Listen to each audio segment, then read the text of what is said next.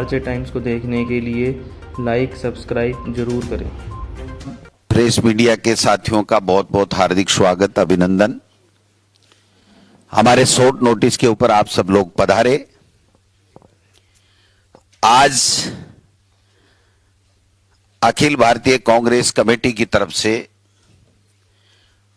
पूरे देश में महंगाई के खिलाफ हल्ला बोल महारैली का आयोजन दिल्ली के अंदर 4 सितंबर को कांग्रेस पार्टी द्वारा किया जा रहा है, जिसको लेकर के, जिसकी तैयारियों को लेकर के, जनजागरण के लिए, कार्यकर्ताओं को दिल्ली जाने के प्रेरित करने के लिए और महंगाई किस प्रकार से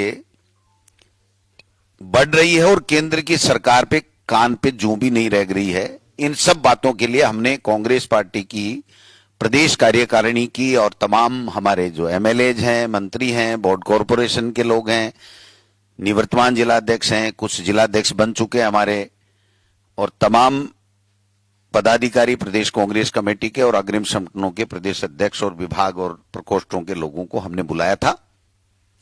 सबके साथ में आज बैठक हुई और महंगाई को लेकर के चर्चा हुई और किस प्रकार से 4 सितंबर की रैली में हम ज्यादा से ज्यादा लोगों को ले जाएं, जिससे केंद्र की सरकार के ऊपर महंगाई कम करने का दबाव बढ़ सके।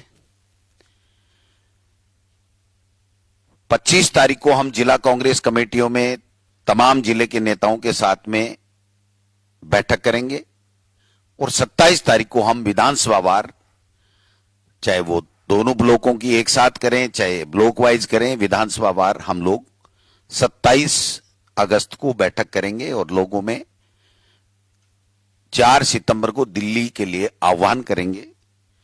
और जो महंगाई की स्थिति है, आज एलपीजी गैस है, वो हमारे समय में यूपीए सरकार के समय के बाद में 156% बढ़ चुकी है।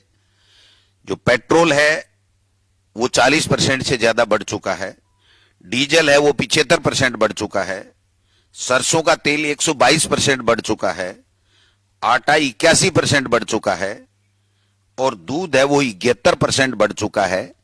और अन्य जो आम रोज की जो आवश्यकताएं की वस्तुएं हैं, उपभोग की वस्तुएं हैं, उनके ऊपर जिस प्रकार से जो महंगाई बढ़ रही है और केंद्र की सरकार किसी तरीके से उन पे ध्यान नहीं दे करके दूसरे प्रमुख मुद्दों से ध्यान हटा करके दूसरे अपने सेट एजेंडे के मुताबिक चल रही है। आप और हम सब देख सकते हैं कि किस प्रकार से ईडी, सीबीआई, इनकम टैक्स का दुरुपयोग, सरकार गिराने का षड्यंत्र, देश में धार्मिक असहिष्णुता का माहौल बनाना और किस प्रकार से देश में एक अराजकता का माहौल है, देश में एक डर का, भय का माहौल है और भाई के प्रति भाई की नफरत के जो बीज बोए जा रहे हैं अपनी राजनीतिक रोटियां सेकने के लिए।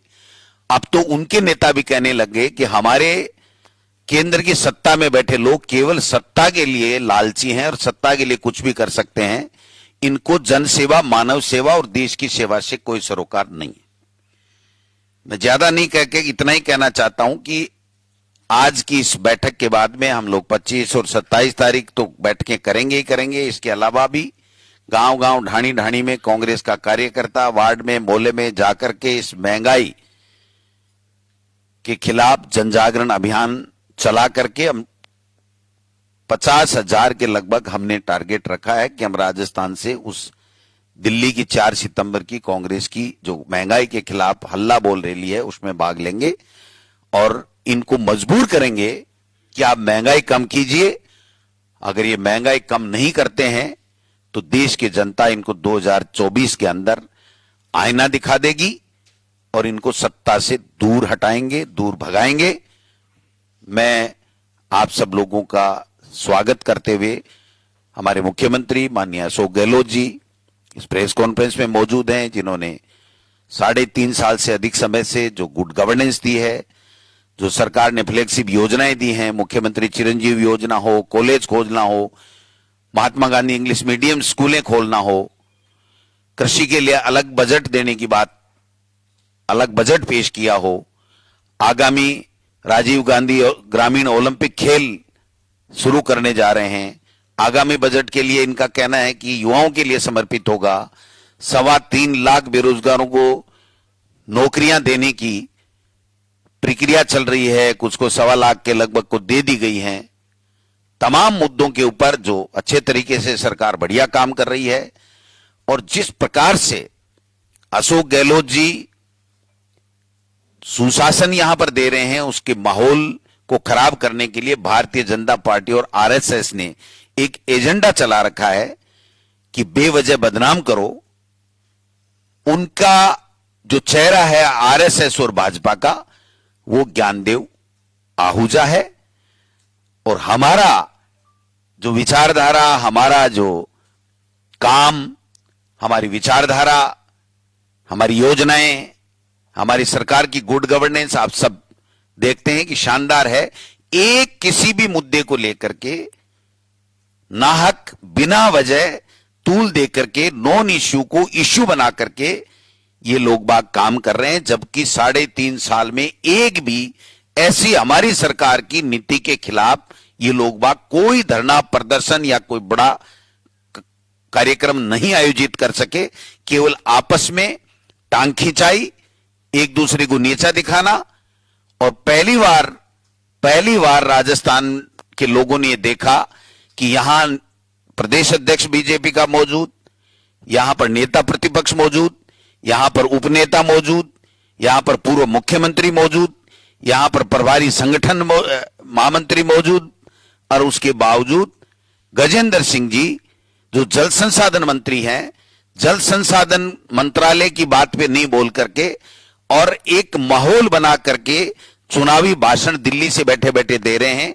ये इस बात का संकेत है कि उनके पास में केवल और केवल बेवजह सरकार के खिलाफ मुद्दे बनाने का ये षड्यंत्र है या रोड मैप है, उनका प्लान है, और जो ईआरसीपी के ऊपर बोलना चाहिए वो नहीं बोल करके, और ये जिस तरीके से माहौल करना चाहते हैं। कल आपने देखा होगा पहली बार, पहले तो भाजपा युवा मोर्चा ने जरूर 1-2 प्रदर्शन किए होंगे रीट के मामले में, इन्होंने जो प्रदर्शन किया इनकी हवा निकल गई, ये कुछ बोल नहीं सके, बेवजह अपने कुर्ते खुद ही फाड़ रहे थे और फोटो खिंचा रहे थे कि हमारी फोटो आ जाए तो हमारी टिकट पक्की हो जाए या हमारी कुर्सी पक्की हो जाए। ये इस तरीके की नौटंकी अब ये इसलिए करने लग गए कि इनके पास में सरकार के खिलाफ कोई मुद्दा राजस्थान में नहीं मिल रहा है।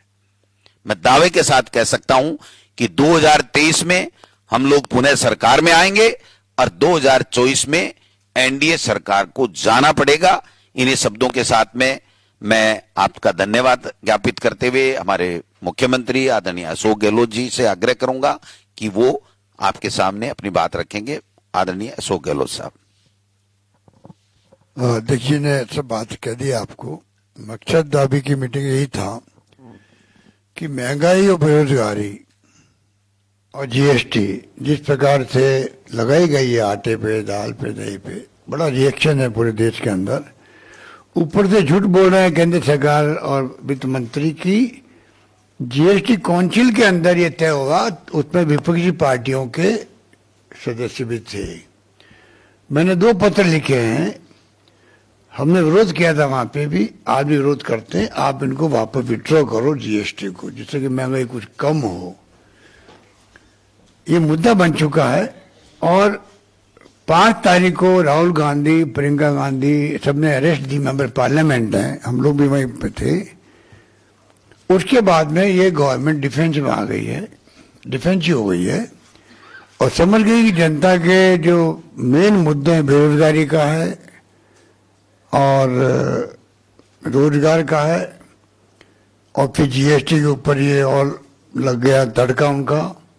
उससे लोग ये घबरा गए हैं और घबरा करके फिर अब प्रधानमंत्री बोल रहे हैं काला जादू हो रहा है, काला जादू हो रहा है, मैजिक, ब्लैक मैजिक हो रहा है। काले कपड़े पहन के जो आंदोलन किया, मोदी जी बौखला गए पहली बार मैं देखा, और कह रहे तो ब्लैक मैजिक है, जादू टोने होते रहते गांवों के अंदर, ये है वो है। वो डिफेंस में आ गए उस दिन। तो ये हालात है देश के अंदर, बहुत गंभीर हालात है। महंगाई सीमाएं पार कर चुकी है, गरीब आदमी और गरीब होता जा रहा देश के अंदर, अमीर आदमी और अमीर होता जा रहा है, खाई बढ़ती जा रही है। आर्थिक नीति इनकी ऐसी है जो पूरा जो माहौल है देश का वो सिमट गया है, कुछ लोगों तक पूरी पूंजी इकट्ठी हो रही है, आम लोग महंगाई से त्रस्त है। और तो और 80 रुपये क्रॉस करेंगे डॉलर रुपए, बताइए आप, 80 रुपये डॉलर रुपये हो गया। तो आप सोच सकते हो कि हम किस दिशा में जा रहे हैं। उसी चिंता नहीं हो, उनको कांग्रेस मुक्त भारत का नहीं चिंता है। अमृत महोत्सव मना रहे हैं, खाली इवेंट कर रहे हैं। मैं ऑन रिकॉर्ड कहना चाहूंगा, बिना पंडित जवाहरलाल नेहरू के कोई अमृत महोत्सव कामयाब नहीं हो सकता देश के अंदर। जो 10-12 साल तक जेलों में बंद रहे हों आजादी के जमाने के अंदर, प्रथम प्रधानमंत्री हों, इनके राज में ना इंदिरा गांधी का त्याग बलिदान दिया देश के लिए, खालिस्तानी बनने दिया, कोई जिक्र नहीं उसका। इनके राज में किस प्रकार हमारे फ्रीडम फाइटर्स ने, राजस्थान से भी कम नहीं थे फ्रीडम फाइटर, पूरे देश के फ्रीडम फाइटर्स ने, ज्ञात अज्ञात लोगों ने किस प्रकार से कुर्बानी दी, त्याग किए, बलिदान किए, जेलों में बंद रहे। भगत सिंह तो फांसी के फंदे पे चढ़ गए, कई लोग, उनका कोई इनको मायने नहीं है। कभी कभी फॉर्मेलिटी में कह देते हैं।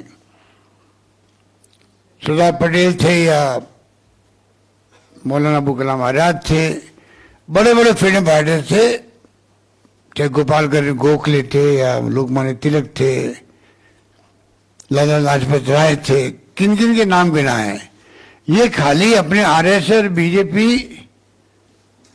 इन लोगों ने इवेंट बना दी, इसको इवेंट बना दी खाली। पिछले जो साल हुए उसको किसी ने मनाना पड़ता ही, सरकार इनकी है तो ये मना के खाना पूर्ति करना चाहते हैं। हम चाहते हैं नई पीढ़ी को नहीं बल्कि वर्तमान पीढ़ी को भी, जो नए आजादी के बाद में पैदा हुए, उनको मालूम पड़ेगा हमारे त्याग बलिदान क्या थे। आजादी के बाद में हम पिछले साल में कितनी उन्नति प्रगति की हर क्षेत्र के अंदर, इसका गर्व महसूस नहीं करवाएंगे हम अगर नौजवान पीढ़ी को। यही नौजवान पीढ़ी कल देश का भार संभालेगी आने वाले वक्त के अंदर, ये क्या बताएगी अगली पीढ़ी को। तो मोदी जी जो इतिहास की सच्चाई नहीं बता रहे हैं, नहीं बताना चाहते हैं एनडीए गवर्नमेंट वाले, उसका नुकसान आने वाले वक्त में पूरे मुल्क को होगा। इसलिए में चिंता लगी हुई है। इनकी आर्थिक नीति बर्बाद कर रही है देश को, महंगाई बढ़ती जा रही है, बेरोजगारी बढ़ती जा रही है।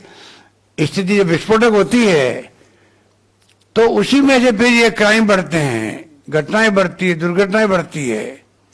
अगर नई पीढ़ी को आप रोजगार नहीं देंगे, महंगाई बढ़ती जाएगी, तो आप जानते हैं कि, सब जानते हैं कि इनका फॉलोआउट क्या हो सकता है, जो फॉलोआउट हो रहा है देश के अंदर।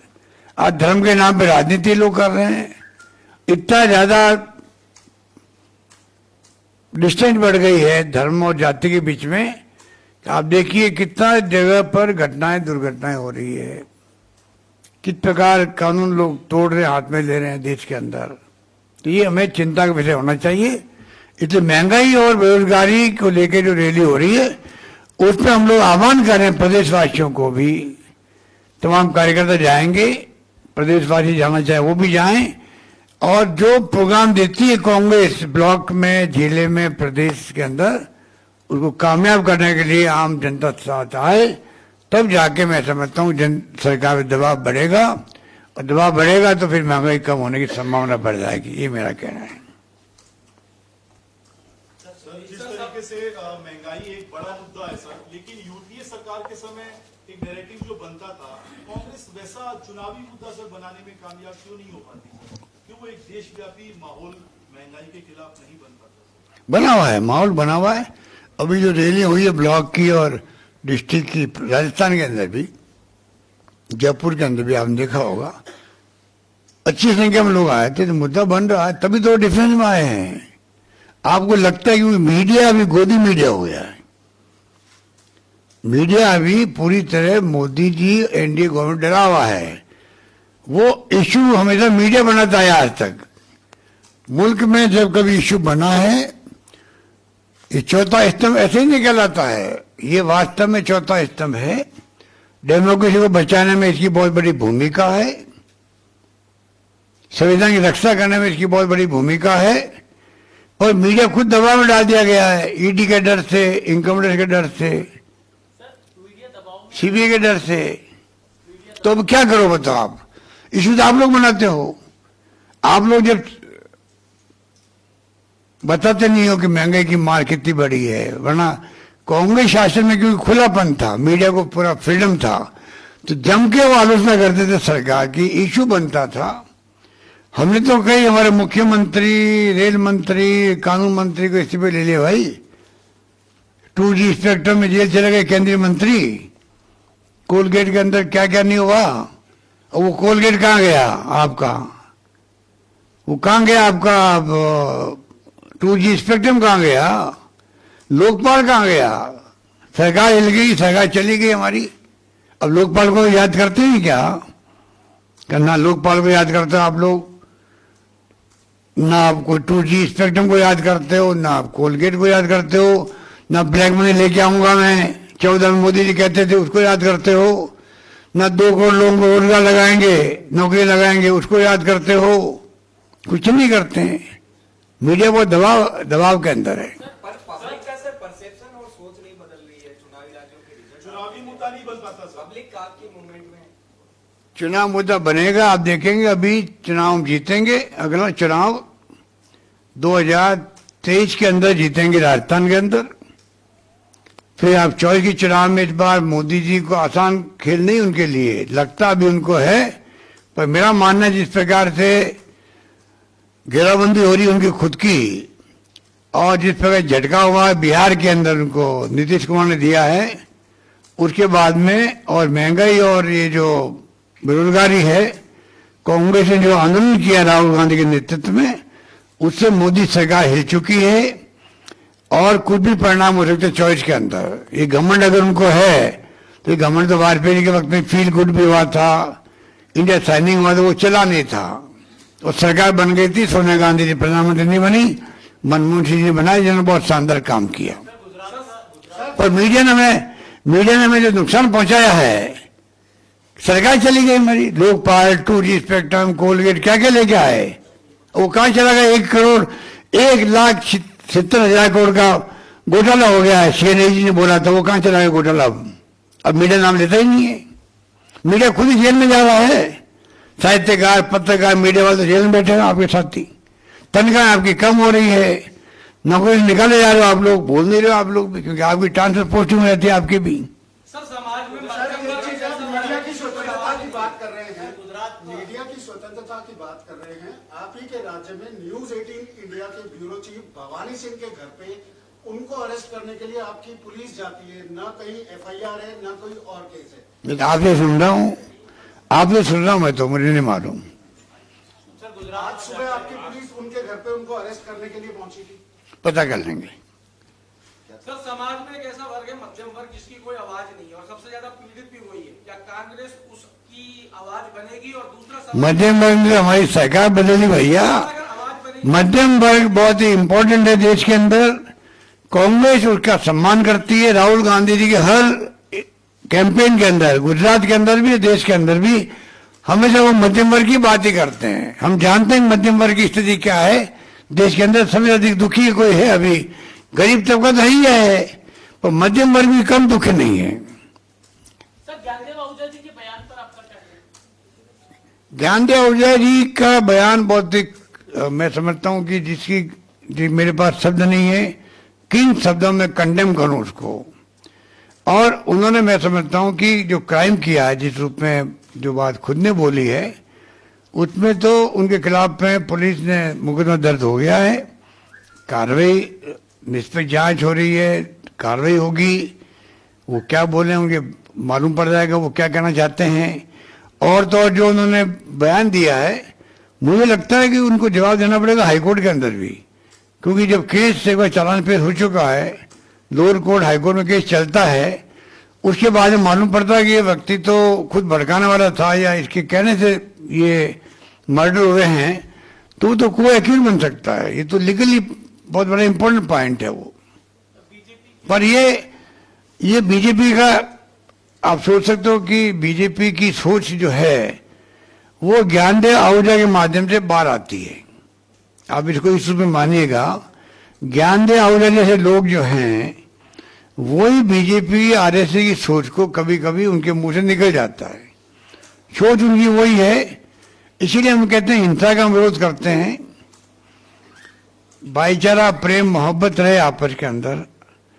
प्रधानमंत्री मोदी जी को हम लोग को कई बार अपील करिएगा, आप अपील करो देश के अंदर कि आज माहौल बहुत सरचार्ज है, धर्म के नाम पर बहुत अलगाव हो गया है, उसको समाप्त करवाओ। प्रधानमंत्री की एक बोलने के कहने से फर्क पड़ता है, ये मानते हैं। उन्होंने पहले ताली बजवा दी, अब क्यों नहीं वो शांति की अपील करते हैं। तो ये मेरी बार बार अपील है। पर मोदी जी पता नहीं, अभी उनके जो सिक्योरिटी एडवाइजर है मिस्टर डोवाल, वो बोले थे अभी इन बातों को लेके। तो डोवाल बोल सकता है तो प्रधानमंत्री जी क्यों नहीं बोल सकते हैं, ये मेरा कहना है।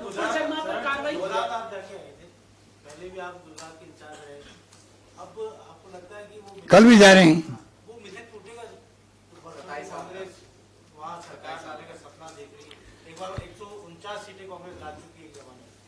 देखिए, वो तो कैंपेन अभी तो शुरू हो रहा है, अभी चुनाव टाइम है, देखते हैं क्या होता है। हमारे रघु हमारी बहुत वरिष्ठ नेता लगे हुए वहाँ प्रभारी हैं, रात दिन एक कर रहे हैं वहाँ पे। कांग्रेस ने महंगाई के खिलाफ पहले भी प्रदर्शन किए, इस बार रैली कितना असर छोड़ेगी सर सेंट्रल गवर्नमेंट पे? पहले बहुत ही शानदार प्रदेश कांग्रेस कमेटी ने रैली की है महंगाई विरोधी जयपुर के अंदर, अब दिल्ली में हो रही है, और लगातार इसको इश्यू बना रहे कांग्रेस बनाए हुए हैं। और मैं समझता हूँ महंगाई बढ़ती जा रही है, तो अब तो हद पार हो गई है। धन्यवाद, बहुत धन्यवाद। राष्ट्रीय अध्यक्ष वाला चल रहा है, उसमें आपका भी नाम चल रहा है। कोई आपको सलाह देने दे दीजिए। कोई आप बोले कि मैं नहीं बनूंगा, पार्टी में आपने राहुल गांधी है बनाने में लगे। क्या? राहुल गांधी को पार्टी बनाने में हाँ। लगी हुई है, लेकिन राहुल गांधी मना कर चुके हैं सर। तो ऐसे में क्या? देखो, राहुल गांधी नहीं बनते अगर मान लीजिए, तो इसमें देश में कांग्रेस जनों निराशा आएगी, कई लोग घर बैठ जाएंगे और तकलीफ होगी हम लोगों को। उनको चाहिए कि वो आम कांग्रेस जन की भावनाओं को समझते हुए पूरे देश के अंदर उनको खुद को ये पद स्वीकार करना चाहिए। मैंने पहले भी कहा एक बार एक इंटरव्यू के अंदर, 250 लोग बैठे थे एआईसीसी के अंदर, 6 ग्रुप बने थे, 1 बाय 1 सबसे बातचीत हुई। जो हमारे तमाम प्रदेश के प्रदेश अध्यक्ष थे उसके अंदर, सीएलपी लीडर्स थे देश के, केंद्रीय मंत्री रहे हुए थे वो थे, प्रदेश एआईसीसी के महामंत्री रहे थे वो थे, उन सबसे 1 to 1 बातचीत हुई। सबने कहा कि राहुल गांधी को वापस बनना चाहिए कांग्रेस अध्यक्ष। तो आप सोच सकते हो कि ये स्थिति है। तो जब एक तरफा राय उनके बारे में है तो उनको फिर मैं समझता हूं कि स्वीकार करना चाहिए। पब्लिक की डिमांड है कि गैर गांधी परिवार से भी एक बार एक्सपेरिमेंट कर लेना चाहिए। ये गांधी और नॉन गांधी की बात नहीं है, ये तो संगठन का काम है। कोई प्राइम मिनिस्टर तो बन नहीं रहे हैं। प्राइम मिनिस्टर इस परिवार का 32 साल से ना प्राइम मिनिस्टर बना कोई, ना केंद्रीय मंत्री बना, और ना कोई मुख्यमंत्री बना इस परिवार का ही। तो फिर मोदी जी इस परिवार से डरते क्यों हैं? केजरीवाल को कहना पड़ता है 75 साल में कुछ नहीं हुआ देश के अंदर, तो सब लोग कांग्रेस पे क्यों अटैक करते हैं? क्योंकि कांग्रेस पार्टी का डीएनए और देश का डीएनए एक है। आजादी के पहले भी, आजादी के बाद में ही उसी ढंग से कांग्रेस पार्टी सभी धर्म, सभी जाति, सभी वर्गों के साथ लेके चलती है। अलग अलग भाषाओं बोलने वाले लोग हैं यहाँ पे देश के अंदर, उनको साथ लेके चली है, तब जाके मुल्क एक अखंड रहा है। चाहे जान दे दी इंदिरा गांधी ने, पर खालिस्तान नहीं बनने दिया। ये बात तो सबके ध्यान में होनी चाहिए। इसलिए आज जो ये कुछ भी घबरा रहे हैं कांग्रेस से, कांग्रेस ही क्यों घबराते हैं? और कांग्रेस कहीं जाने वाली नहीं है। चाहे केजरीवाल ही बहुत बोलने लगे आजकल, तो 75 साल में कुछ नहीं हुआ, मैं नंबर 1 बनाऊंगा देश को। तो ये इस प्रकार वो बोल करके मैं समझता हूं लोगों को गुमराह कर रहे हैं वो लोग। और कांग्रेस को पिछले साल में कुछ नहीं हुआ, अरे पिछले साल में कांग्रेस ने लोकतंत्र जिंदा रखा, इसलिए देश में आज प्रधानमंत्री का नाम है नरेंद्र मोदी और दिल्ली के मुख्यमंत्री का नाम है अरविंद केजरीवाल। अगर डेमोक्रेसी नहीं होती तो कैसे बनते मुख्यमंत्री और प्रधानमंत्री कैसे बनते? ये सब कांग्रेस की देन है देश को। और कोई कार्यकारी अध्यक्ष का भी चल रहा है, अगर ये मॉडल आता है कि आपको अध्यक्ष बनाया जाता है, आपके ग्रुप में कौन अध्यक्ष बनने वाला बताइए? आपका एमडी हो रहेगा कि चेंज होगा? राष्ट्रीय उपाध्यक्ष 2024 में आप कह रहे हैं कि मोदी सरकार जाएगी, पर वो लोग 25 साल का आगामी जब भी भाषण होते हैं कहते हैं कि 25 साल हम सत्ता में और आएंगे और उसको लेकर प्लानिंग। पहले उनका 50 साल का था, 50 साल से 25 में आए हैं। ठीक, धन्यवाद। नीतीश कुमार एकजुटता की बात कर रहे हैं 2024 में।